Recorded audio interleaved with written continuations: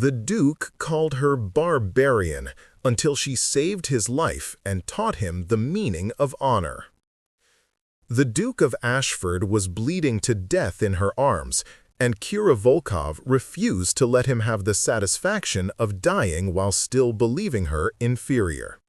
His silver eyes, clouded with pain and fading consciousness, still held that damnable pride as he whispered through blood-flecked lips, "Even now, you prove yourself savage."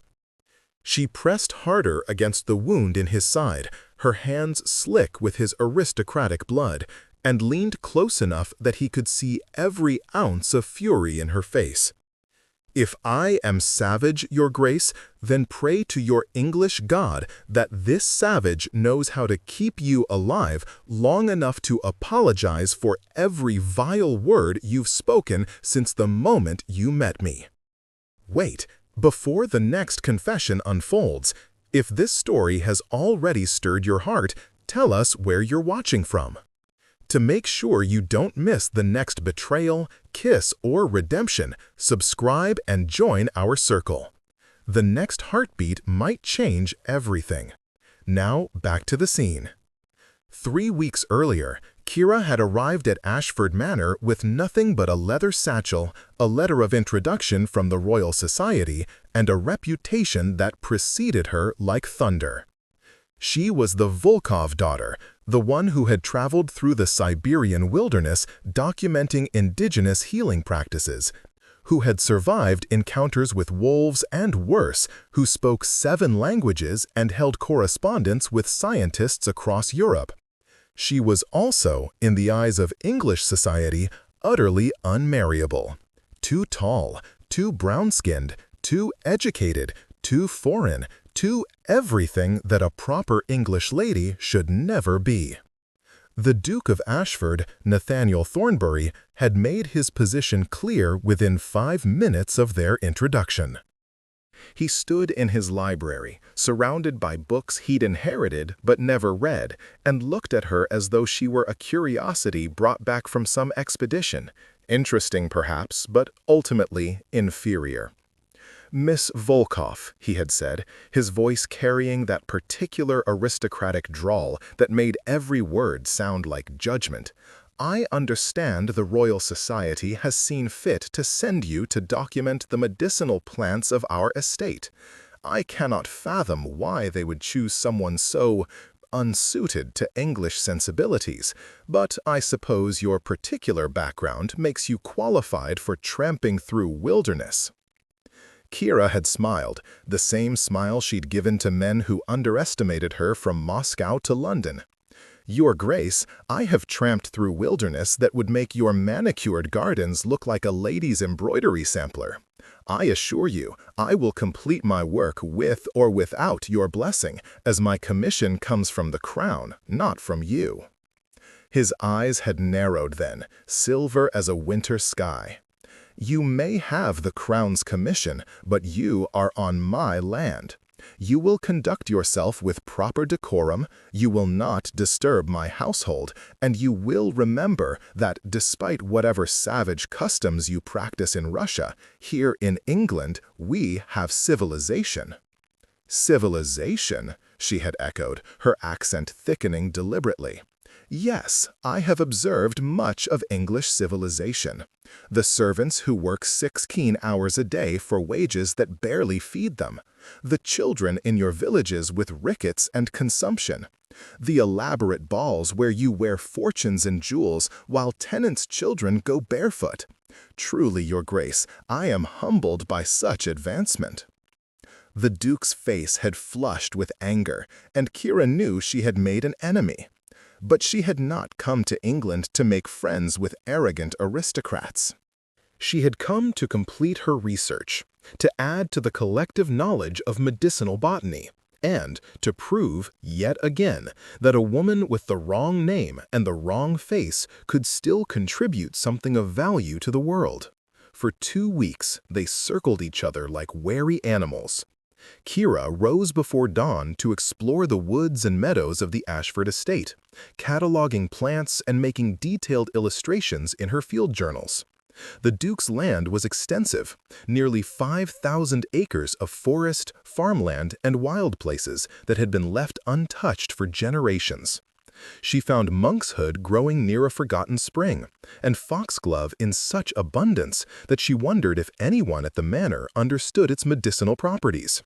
She discovered a grove of ancient yew trees that the local farmers avoided, whispering about curses and fairy folk, and she spent hours there measuring and documenting while the autumn wind scattered leaves like copper coins.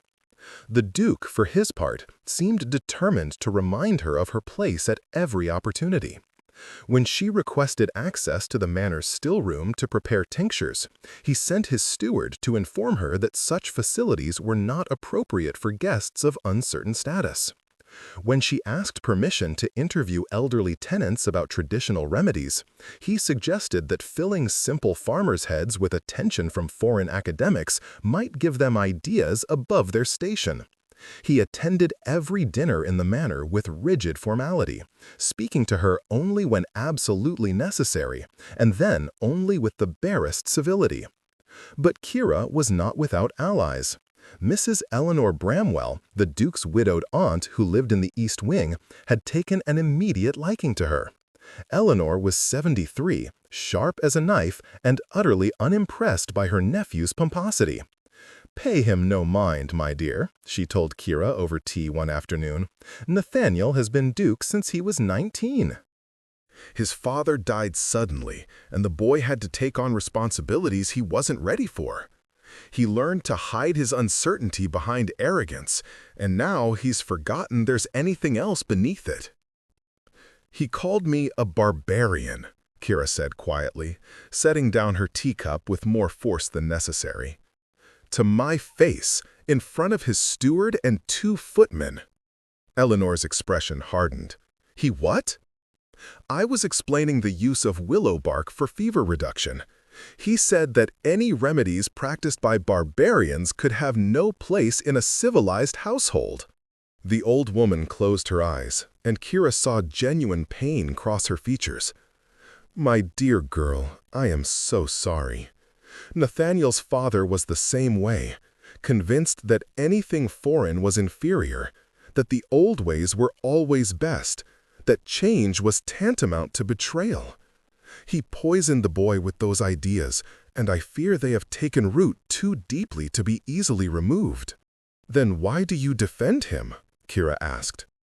"Because I have also seen him sit up all night with a tenant's sick child. I have seen him pour his own fortune into improving the estate's drainage so the workers wouldn't have to live in damp cottages.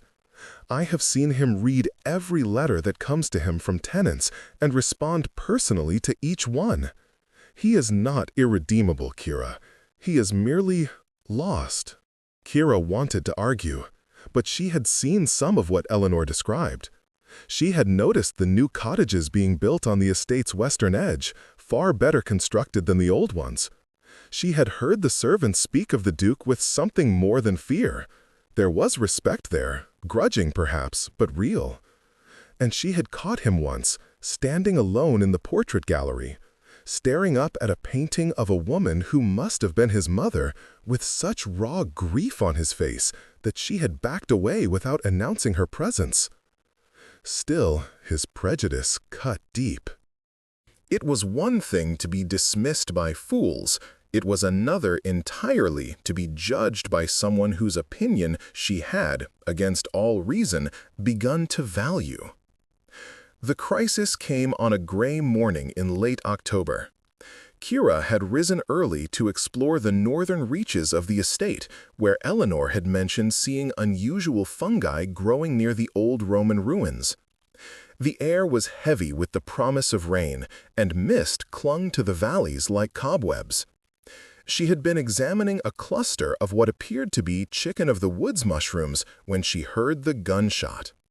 The sound echoed through the trees, followed by shouting and the scream of a horse.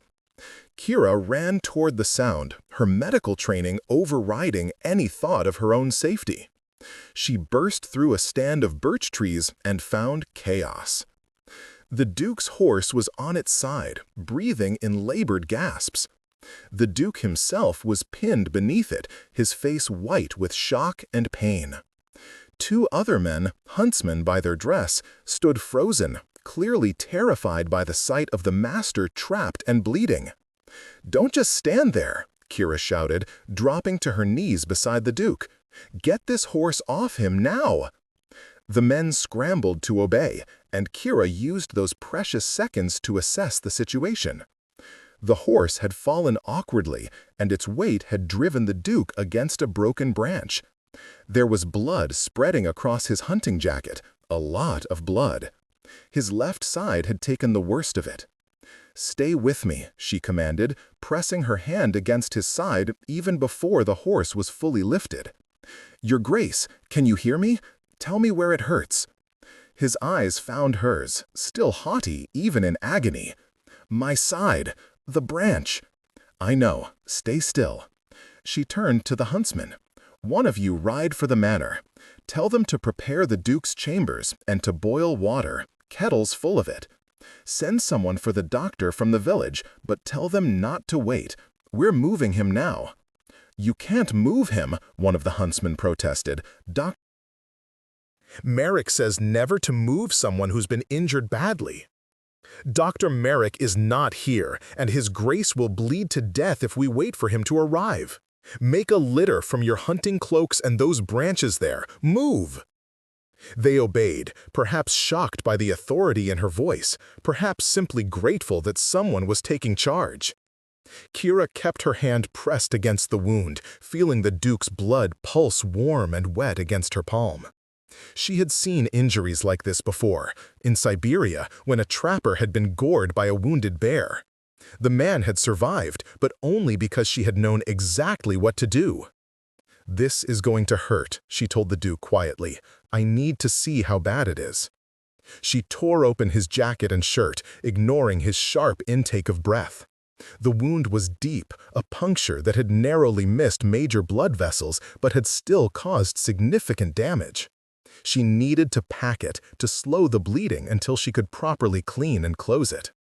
Without hesitation, Kira pulled off her outer skirt. She always wore practical divided skirts for her field work and began tearing it into strips. The Duke watched her with an expression caught between shock and something else she couldn't quite name. "You're destroying your dress," he whispered. "I have others. You only have one life." She packed the wound as tightly as she dared, then wrapped the makeshift bandages around his torso. "This will hold until we get you to the manor. Don't you dare die on me, Your Grace. I refuse to let the last words between us be your calling me a barbarian." His laugh was more of a cough, flecked with blood. "Even now, you prove yourself savage." That was when she had leaned close and promised to keep him alive long enough to apologize. The journey back to the manor was a nightmare. They carried him on the makeshift litter, and Kira walked beside him the entire way, one hand on his chest to monitor his breathing, the other pressed against the bandages to maintain pressure. He drifted in and out of consciousness, and each time his eyes fluttered closed, she felt her heart seize with fear. Why should she care if this arrogant, prejudiced man lived or died? He had shown her nothing but contempt. And yet, beneath the aristocratic disdain, she had glimpsed something else. The man who sat up with sick children, the man who improved his tenants' living conditions, the man who stared at his mother's portrait with such grief that it broke through all his carefully constructed walls. "Stay with me," she murmured over and over. "Stay with me, Nathaniel." She didn't realize she had used his Christian name until his eyes opened briefly, silver and surprised, before closing again. At the manor, chaos reigned. Eleanor met them at the door, her face ashen, but her voice steady. "Bring him to his chambers. Kira, tell me what you need." "Boiling water, clean linens, my medical kit from my room, any spirits you have, brandy, whiskey, anything with high alcohol content. And send someone to meet Dr. Merrick on the road and tell him to bring laudanum and silk thread." The servants scattered to obey. and Kira followed the Duke's unconscious form up the grand staircase to his private chambers. They laid him on his bed, and she immediately set to work cutting away the rest of his clothing. There was no room for modesty now, only the urgent need to save his life. Eleanor appeared at her elbow with the supplies. "Tell me what to do. Help me clean the wound. We need to see exactly what we're dealing with before the doctor arrives." Together, they worked in focused silence. Kira's hands were steady despite the adrenaline coursing through her veins. She had done this before, treated traumatic injuries with limited supplies, worked to save lives when every second counted. But somehow, this felt different. This mattered in a way that transcended professional duty. The wound was bad, but not fatal, assuming they could prevent infection. The branch had penetrated deep into his side, missing his kidney by inches, but tearing through muscle and tissue. She cleaned it meticulously, using the spirits to sterilize both the injury and her hands. Eleanor proved an excellent assistant, handing her supplies without being asked, holding the Duke steady when he groaned and shifted in his unconscious state. Dr. Merrick arrived an hour later, red-faced and blustering. "What have you done to his grace? I was told some foreign woman was treating him." "This foreign woman has kept him alive," Eleanor said coldly. "And if you value your position, doctor, you will work with Miss Volkov, not against her." The doctor's expression soured, but he approached the bed and examined Kira's work. His eyes widened slightly. "The wound has been cleaned and packed correctly. The bandaging is actually quite professional." "I studied at the Moscow Medical Institute," Kira said quietly, not looking up from where she was preparing a poultice. "I am not a licensed physician, but I have more field experience than most doctors you'll find in London drawing rooms." Dr. Merrick cleared his throat. "Yes, well, I see.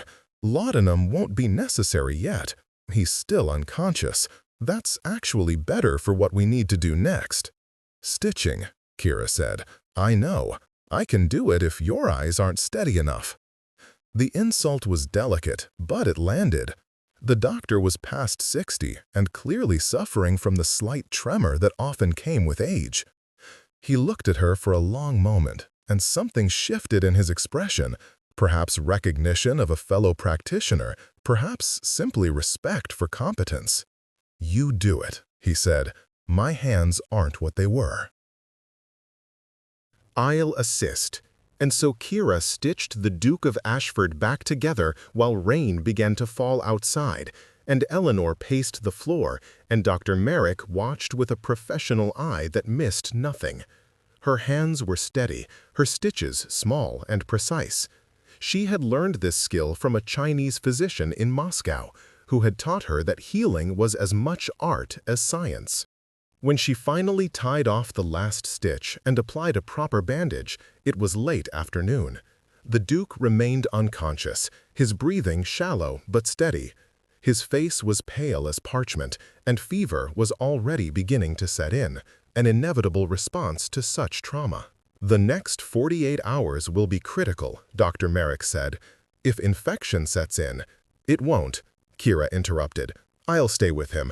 I have antibacterial compounds that will help, and I know how to manage fever." "You can't stay in His Grace's bedchamber unchaperoned," the doctor protested. "It's not proper."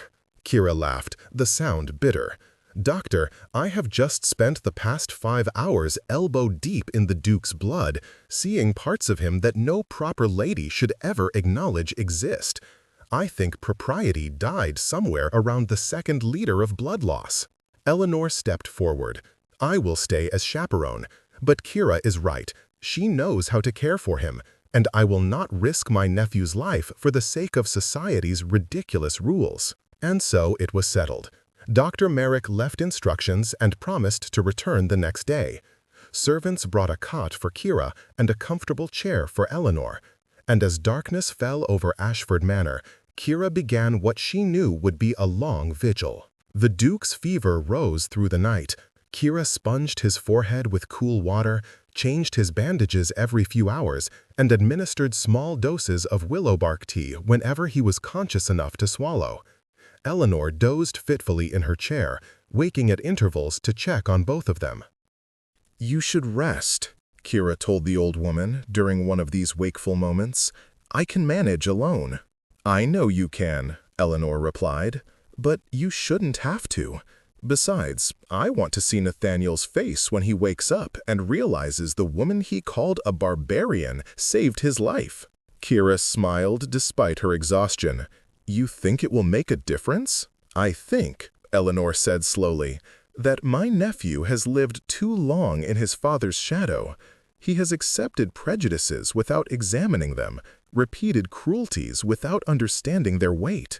Perhaps nearly dying will shake something loose in him, or perhaps not, but at least he will owe you his life, and Nathaniel is nothing if not painfully conscious of his deaths."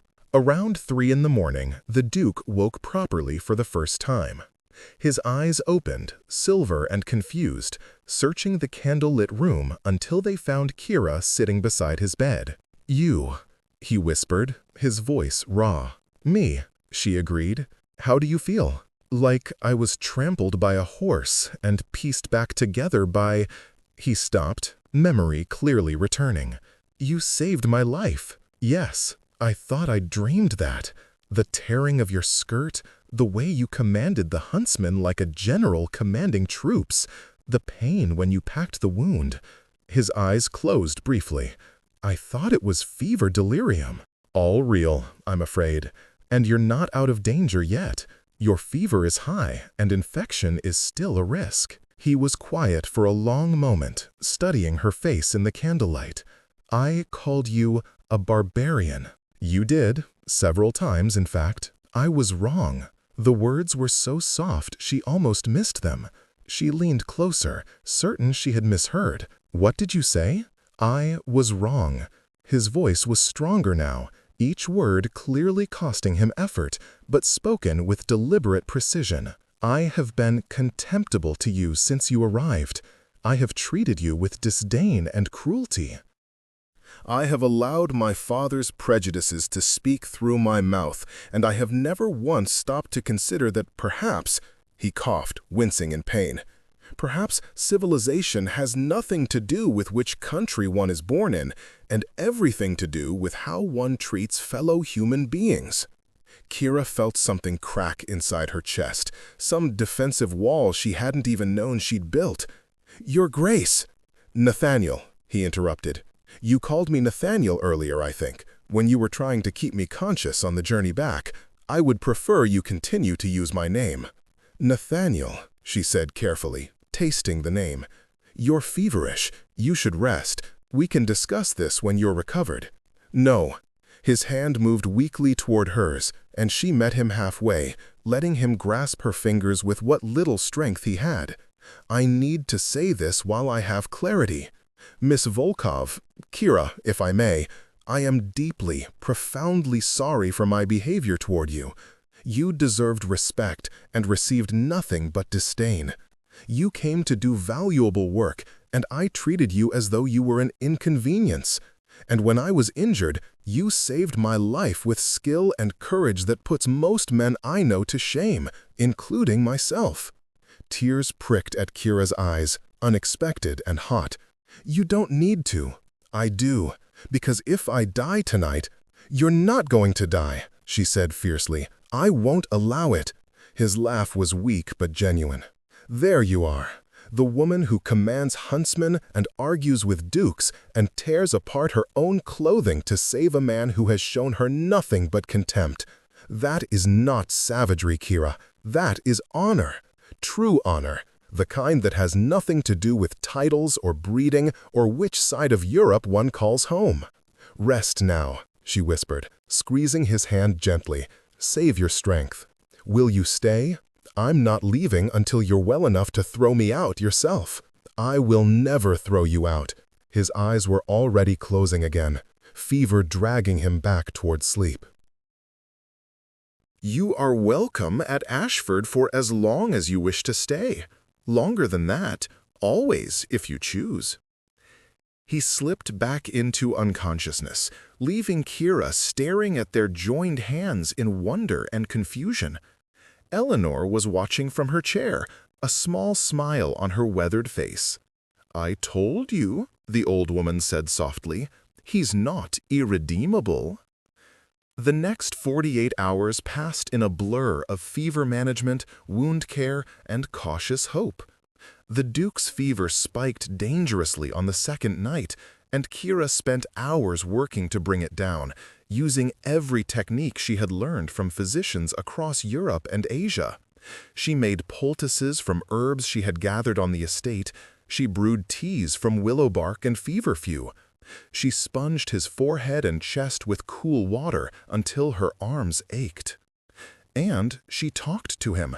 Even when he was unconscious, she talked, telling him about her travels, her research, the wonders she had seen in far-flung places.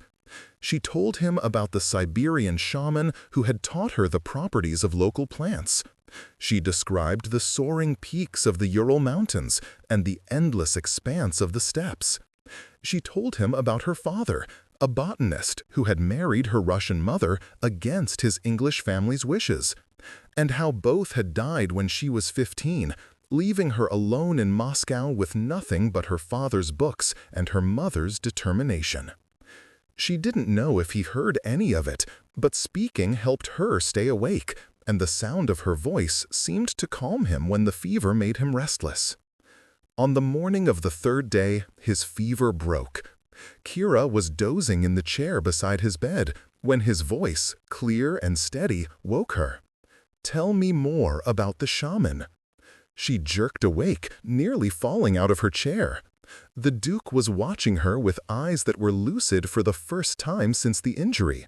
His color was better, and when she pressed her hand to his forehead, his skin was blessedly cool. "You're awake." "Truly awake. I am, and I have been hearing your voice in my dreams for what feels like days. I want to know more about your travels, your studies, your life." He shifted slightly in the bed, wincing. "Tell me everything." And so she did. As the morning sun streamed through the windows of his bedchamber, Kira told the Duke of Ashford about her unconventional life.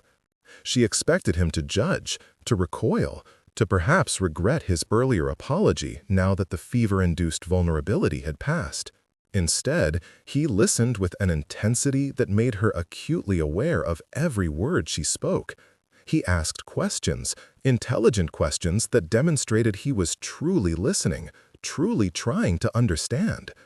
When she described studying at the Moscow Medical Institute, the only woman in a class of 40 men, he asked about the specific challenges she had faced and how she had overcome them.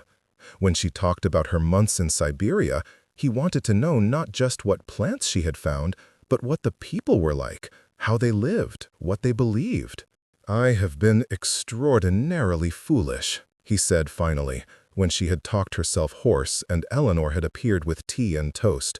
"All these years I have collected books and imagined that constituted learning. I have traveled to London and Bath and Scotland and believed I had seen the world.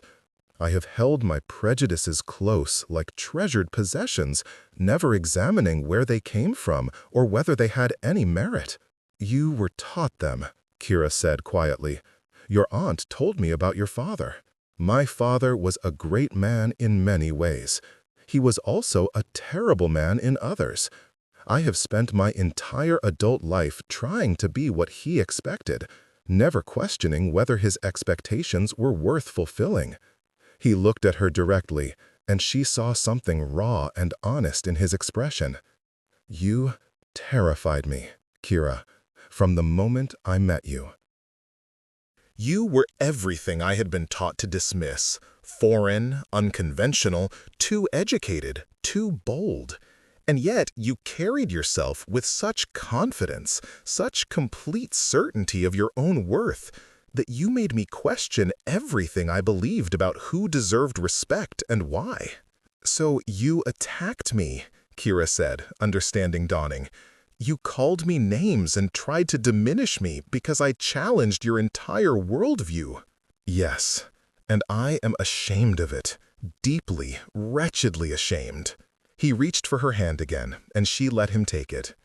I cannot undo the harm I've done, but I can promise you that I will spend whatever time you allow me to prove that I am capable of being better than I have been. Dr. Merrick arrived that afternoon and pronounced himself amazed by the Duke's recovery. Whatever you've been doing, Miss Volkov, keep doing it. I've never seen someone bounce back from such an injury so quickly. She's a miracle worker, the Duke said from his bed, where he was sitting up against pillows and looking markedly better than he had any right to. I was wrong about her, doctor. Profoundly, embarrassingly wrong. The doctor looked between them with new interest. Well, I see. You see nothing inappropriate, if that's what you're implying, Eleanor interjected smoothly. You see a skilled practitioner saving a patient's life, and a patient finally developing the wisdom to recognize excellence regardless of where it comes from. As the Duke's recovery continued, the dynamic at Ashford Manor began to shift. Kira still spent several hours each day with him, ostensibly to monitor his healing, but increasingly simply to talk.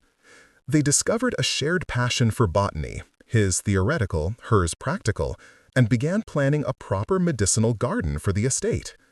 He asked her opinion on improvements he was considering for the tenants' cottages, and actually listened when she suggested specific modifications based on what she had observed in other communities. The servants, who had initially been weary of the foreign woman, began to relax around her as they saw their master's transformation.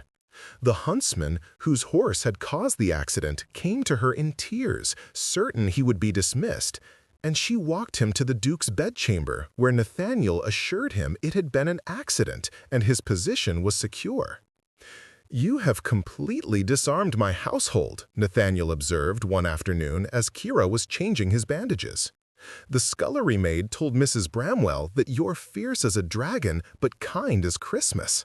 The grooms are half in love with you, and Eleanor says you're the best thing that's happened to this house in 20 years.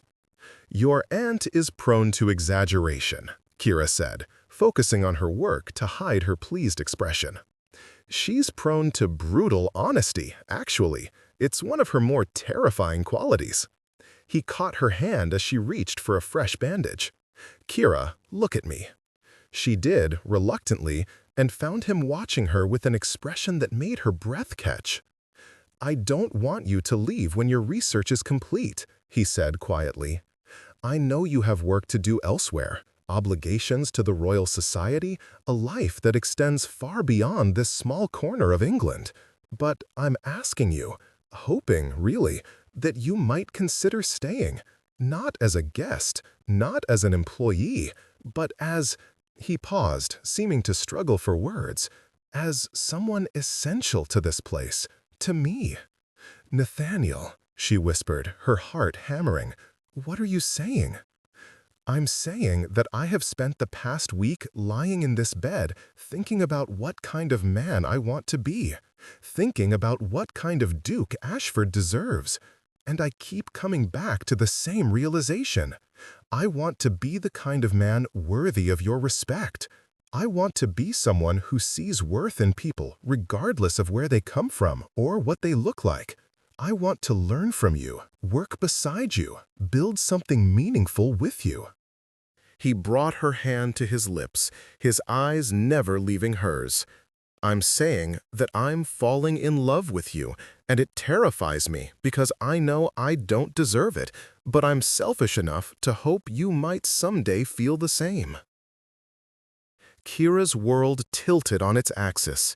She had imagined many possible futures for herself. More research, perhaps a teaching position at a progressive university, a lifetime of travel and discovery. She had never imagined this, a Duke's love offered with humility and hope. "You terrify me too," she admitted, "not because of what you were, but because of what you're becoming. Because I look at you and see someone who is truly trying to change, to grow, to question everything he was taught. And that kind of courage is— Her voice broke slightly. That's more attractive than any title or fortune could ever be. Is that a yes? He asked, hope flickering in his silver eyes. It's a maybe, she said, but she was smiling. Ask me again when you can walk without wincing, when you've proven that this transformation isn't just fever-induced delirium, when you've shown your tenants and servants and neighbors that the Duke of Ashford is truly a changed man. How long will that take? However long it takes. I'm not going anywhere, Nathaniel. I'll stay and complete my research. I'll help you build that medicinal garden. I'll teach your tenants about the plants growing on their doorsteps that could help their families. And I'll watch you very carefully to see if you truly mean what you say. I mean it, he said fiercely. I swear to you, Kira, I mean every word.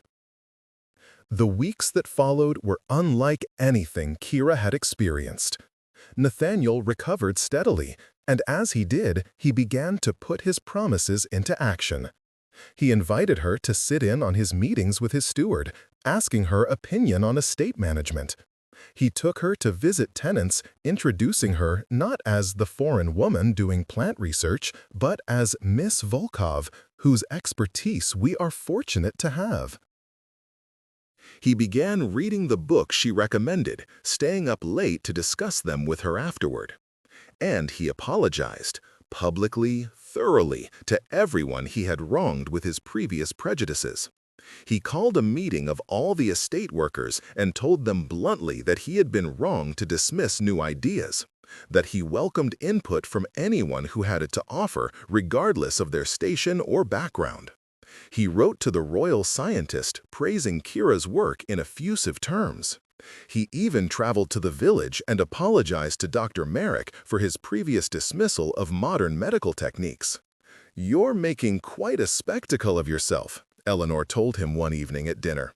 "Society is already buzzing with rumors about the Duke of Ashford's radical transformation." "Let them buzz," Nathaniel replied. "I spent too many years caring what society thought. I'd rather be radical and right than conventional and wrong."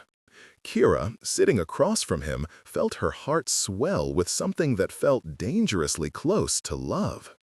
The medicinal garden was Eleanor's idea, but it became a shared project.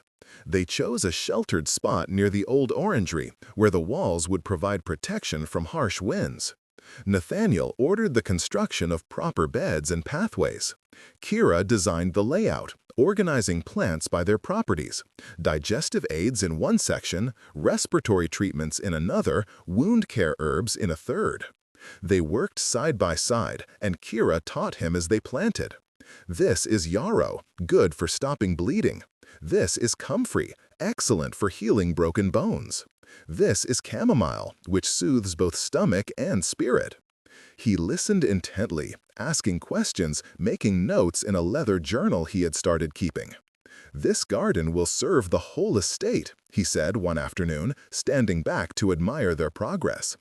"Anyone who needs these plants can come and take what they require.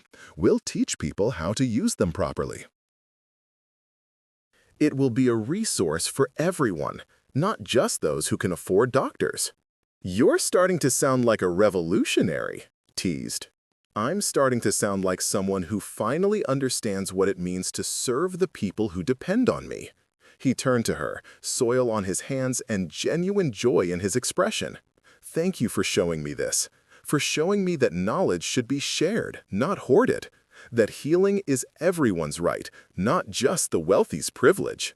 "You're showing yourself," she corrected gently. "I'm just the catalyst. The transformation is all your own."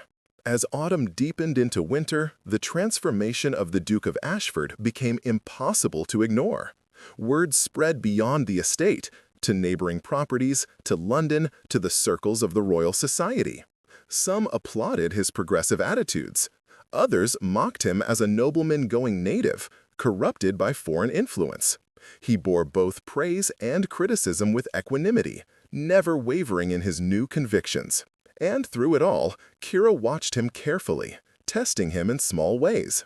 She invited him to help her interview elderly tenants about traditional remedies, and he sat patiently in humble cottages, listening with genuine interest. She suggested he read controversial texts on social reform, and he did, discussing them thoughtfully even when he disagreed with their conclusions. She pushed him to question not just his prejudices about foreigners, but his assumptions about class, gender, and power, and he rose to meet each challenge. "You're making sure I'm serious," he said one evening as they sat in the library, fire crackling in the hearth while winter wind howled outside. "About changing, about being worthy of you." "Yes," she admitted. "I won't settle for surface transformation, Nathaniel. I've been dismissed and diminished too many times in my life. I need to know that you've truly changed, that this isn't just infatuation or guilt." "It's not," he said. Or rather, it began with both those things. But it's become so much more. Kira, you've opened my eyes to an entire world I was blind to. You've shown me what real courage looks like, what real honor means. You've made me question everything I thought I knew about worth and merit and civilization." He reached across the small table between their chairs, palm up in invitation. "I'm not the man you met 3 months ago. I'll never be that man again. And if you'll give me the chance, I'd like to spend the rest of my life proving that I can be the man you deserve." Kira placed her hand in his, feeling the calluses he'd earned working in the garden alongside her, seeing the ink stains from the hours he spent reading and studying. This was not the proud, prejudiced Duke who had called her barbarian. This was someone new, someone who had chosen to grow and change despite how much easier it would have been to remain as he was. "I'm falling in love with you too," she whispered. "I've been fighting it, telling myself it was impossible, that we're too different. But the truth is, you've shown me something I didn't expect to find in England. A man who values truth over tradition, who chooses growth over comfort, who sees me not as an exotic curiosity, but as an equal." "More than an equal," he said, bringing her hand to his lips. "The teacher, an inspiration, the best thing that ever happened to this estate and to me." The proposal came on Christmas Eve, in the medicinal garden they had built together. Snow lay gentle on the pathways, and frost sparkled on the dormant plants.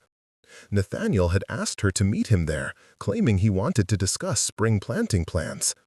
When she arrived, she found the garden transformed, with candles and glass lanterns, protected from the wind, creating pools of golden light in the winter darkness. He stood in the center, wearing a simple coat rather than his usual formal attire, looking both nervous and determined. "I wanted to do this here," he said as she approached, "in the place we built together, where you taught me that growing things requires patience, proper conditions, and willingness to get your hands dirty. Where I learned that the most beautiful gardens are the ones that serve a purpose, that help people, that combine beauty with utility." "Nathaniel," she began, but he gently interrupted. "Let me finish, please, before I lose my courage. Kira Volkov, you came to Ashford Manor with the Crown's commission and nothing else. I treated you abominably. I let my father's prejudices speak through my mouth, and I nearly missed the greatest blessing of my life." He dropped to one knee in the snow, and Kira felt tears prick at her eyes. "You saved my life, but more than that, you saved me. You showed me what I could be if I had the courage to change. And now I'm asking, hoping, praying that you'll let me spend the rest of my life becoming worthy of you." He pulled a small box from his pocket, opening it to reveal a ring that caught the candlelight. But it wasn't the typical betrothal ring of diamonds and gold. Instead, it held a single stone, deep green and beautifully cut. "It's jade," he explained. "I commissioned it from a jeweler in London who specializes in Asian craftsmanship. In Chinese tradition, jade represents wisdom, compassion, and courage, all the qualities you embody. I wanted you to have something that honors where you come from, not something that tries to make you into a conventional English bride. Kira was crying openly now, not caring that tears were freezing on her cheeks. You researched jade symbolism? I researched everything. Your mother's culture, Russian traditions, what kind of ring a woman who has traveled the world and saved lives might actually want to wear. He looked up at her with such hope and love that her heart felt like it might burst. I know I'm still learning. I know I'll make mistakes. But I promise you, Kira, I will spend every day trying to be the man you need me to be. Not a perfect man, but an honest one. One who sees you, values you, loves you exactly as you are. Yes, she said through her tears. Yes, absolutely yes. He stood and slipped the ring onto her finger, and when he kissed her, it felt like coming home to a place she'd never known she was searching for. The snow fell around them in the garden they had made together, and Kira thought about how strange life was, how unpredictable. She had come to England expecting prejudice and had found it. But she had also found something else, the possibility of transformation, the hope that people could change, the radical notion that love could bridge even the widest divides. When they finally pulled apart, Nathaniel was smiling, a genuine smile, free of arrogance or pretense. I should warn you, he said, marrying me will cause a scandal. Society will have opinions about a duke marrying a Russian botanist who practices medicine without a license. Let them have opinions, Kira replied, echoing his own words from weeks earlier. I've survived worse than London gossip. You've survived Siberian winters and wolf attacks and dismissive aristocrats. I suppose a few offended matrons won't trouble you much. Not when I have you beside me, she agreed. Then, more seriously, are you sure about this, Nathaniel? Truly sure? Because once we marry, there's no hiding me away or pretending I'm conventional. I'll continue my research. I'll teach anyone who wants to learn. I'll wear divided skirts and speak 7 languages, and probably embarrass you regularly. You could never embarrass me, he said fiercely. You are the pride of my life, Kira, the woman who saved me in every possible way. If society wants to gossip, let them. I would rather be married to you and scorned by every drawing room in England than be accepted by society while pretending you're anything other than extraordinary. The wedding took place in February in the small church on the Ashford estate. Eleanor insisted on inviting half of London, claiming that if they were going to cause a scandal, they might as well do it properly. Nathaniel agreed, but only on the condition that all the estate workers and tenants were also invited. The result was possibly the most unusual wedding the English countryside had ever seen. Aristocrats in their finest silks mingled uncomfortably with farmers in their Sunday best. The Royal Society sent representatives, curious to see their commissioned botanist marry a duke. Dr. Merrick beaved Kira away since she had no family present, and Eleanor served as matron of honor with fierce pride. Kira wore a dress that was a perfect fusion of cultures, English silk in a Russian cut with jade embroidery that honored her mother's heritage. Nathaniel wore traditional formal attire, but had commissioned a waistcoat embroidered with botanical illustrations from the plants in their medicinal garden. When the vicar asked if anyone objected to the marriage, there was a moment of tense silence. Then Eleanor's voice rang out. If anyone has anything negative to say, they can say it to me afterward, and I will be happy to explain exactly why they're wrong. Laughter rippled through the church, breaking the tension. The vows they exchanged were traditional, but Nathaniel had asked permission to add something.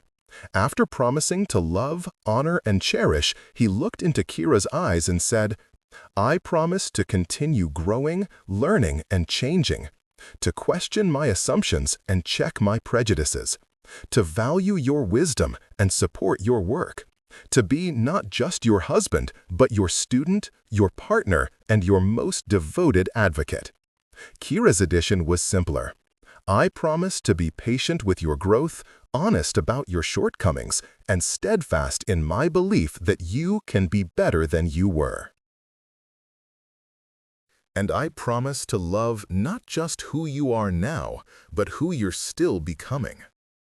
The wedding breakfast was held at the manor, and it was unlike any formal event the house had ever hosted. Tenant farmers sat beside titled lords. Scientists from the Royal Society debated with village healers. Nathaniel moved through the crowd with Kira at his side, introducing her to everyone, not as his wife, but as his equal, his partner, his better half. Lord Pemberton, an old friend of Nathaniel's father, approached them with obvious disapproval written on his aristocratic features. "Ashford, I must say, this is all rather irregular. Marrying a foreigner, inviting common workers to a formal event, your father would be appalled." "My father was wrong about many things," Nathaniel replied calmly, "and I choose not to perpetuate his mistakes. Lord Pemberton, may I introduce my wife, Kira Thornbury, formerly Volkov. She saved my life, transformed my understanding of the world, and makes me a better man every day. If you cannot respect her, you're welcome to leave." The old lord sputtered, looked between them, and finally nodded curtly before walking away. Kira squeezed Nathaniel's hand. "You'll lose friends over this," she murmured. "Friends who judge me for marrying the woman I love aren't friends worth keeping." The months after the wedding proved him right. Some of Nathaniel's old social circle did drift away, uncomfortable with his new perspectives and his unconventional wife. But others surprised them. Young progressive nobles sought them out, eager to discuss reform and change. Scientists and scholars began visiting Ashford, drawn by Kira's reputation and Nathaniel's genuine interest in learning. The medicinal garden became something of a sensation. People traveled from across the county to see it, to learn from Kira about the plants and their uses. She began holding regular teaching sessions, and Nathaniel would often attend, sitting among farmers and housekeepers and learning alongside them. They established a small clinic on the estate where Kira could practice medicine with Dr. Merrick's blessing and occasional assistance. The doctor, won over completely by her skill and dedication, began referring patients to her, especially women who felt uncomfortable with male physicians. Eleanor lived to see it all, proud as a queen. "I knew you would save him," she told Kira one afternoon as they took tea together. "Not just from the horse, but from himself, from the weight of his father's expectations and the prison of his own prejudices." "He saved himself," Kira replied. "I just showed him it was possible." "You showed him it was necessary, and you loved him enough to demand he be better." The old woman reached across to pat Kira's hand. "That's the greatest gift you could have given him, the belief that he could change, and the refusal to accept anything less." 5 years after their wedding, Kira and Nathaniel stood in the medicinal garden on a spring morning. The plants were flourishing, and they had expanded the garden twice to accommodate growing demand. Kira had published 3 papers on medicinal botany that had been well received by the scientific community.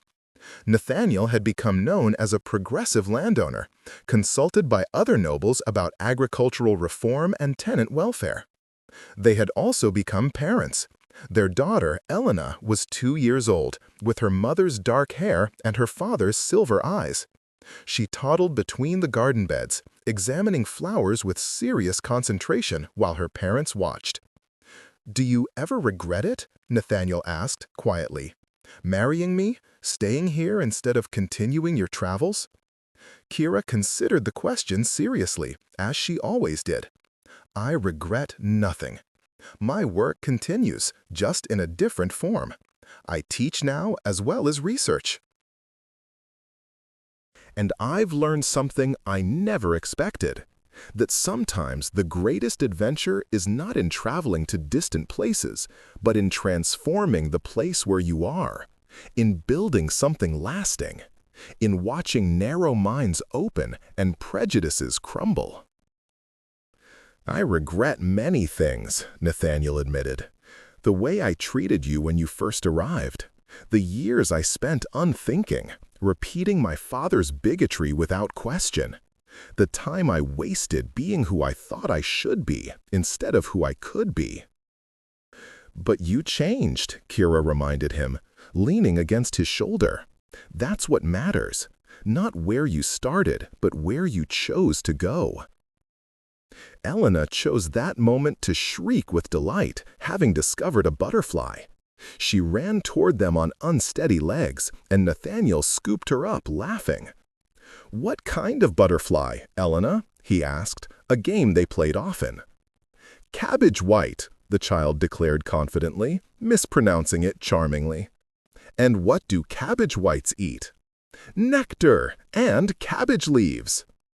Kira watched them together, her heart full. This was what they had built, not just a garden, but a legacy.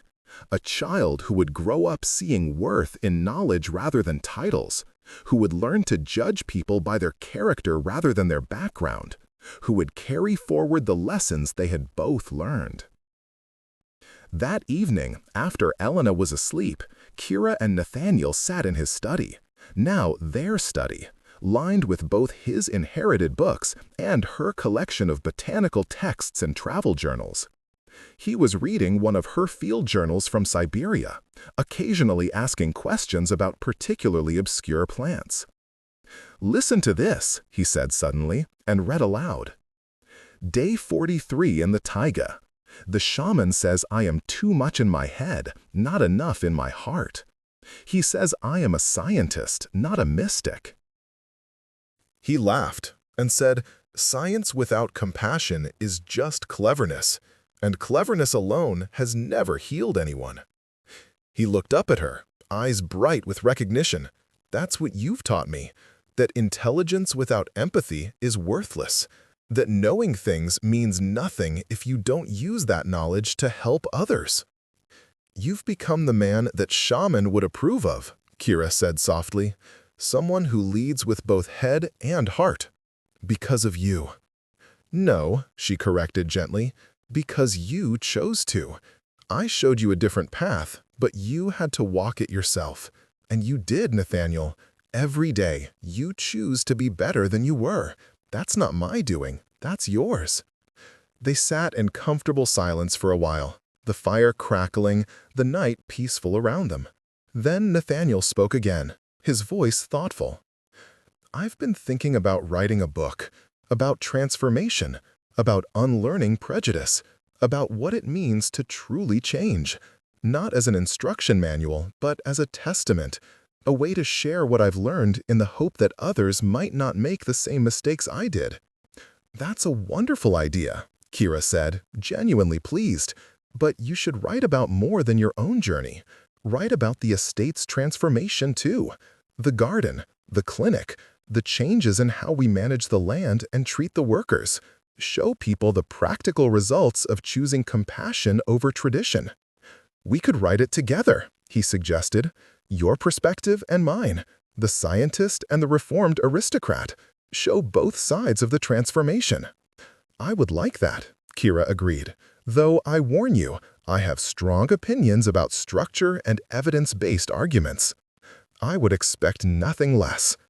He reached for her hand, a gesture that had become second nature over their years together. "Thank you, Kira, for everything, for saving my life, for transforming my worldview, for loving me despite how much work I needed. For staying when you could have left. For building this life with me when you could have continued traveling the world." "The world is right here," she said, gesturing around them, "to the study full of knowledge, to the sleeping child upstairs, to the estate beyond the windows where lives were being lived and improved.